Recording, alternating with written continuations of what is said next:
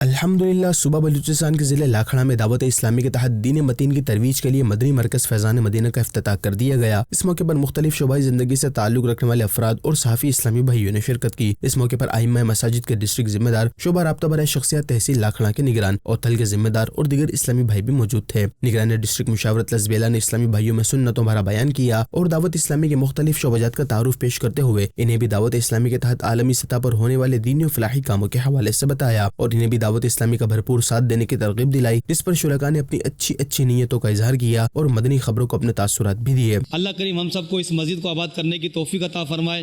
الحمدللہ دعوت اسلامی ڈسٹرکٹ لزبیلا کے اندر بلوچستان میں بلے پاکستان میں خوب مسجدیں بنا رہی ہے، خوب مدرسے بنا رہی ہے، خوب جامعات بنا رہی ہے، بہت سارے ایسے دینی کام کر رہی ہے۔ اس تحصیل لاکھڑا کے اندر بھی فیضان مدینہ بنا ہے۔ انشاءاللہ اس کی برکت سے ہم ادھر مسجد اور بھی بنائیں گے، مدرسے بھی بنائیں گے انشاءاللہ، اور یہاں کے رہنے والوں کو انشاءاللہ الکریم نیکی کی دعوت دینے کا سلسلہ بھی ہوگا۔ یہاں کے اسلامی مدنی قافلوں میں بھی سفر کریں گے۔ مدنی مرکز فیضان مدینہ کا باقاعدہ با جماعت نماز کے ساتھ افتتاح ہوا، جبکہ اختتام پر دعا اور صلاۃ السلام بھی پڑھا گیا۔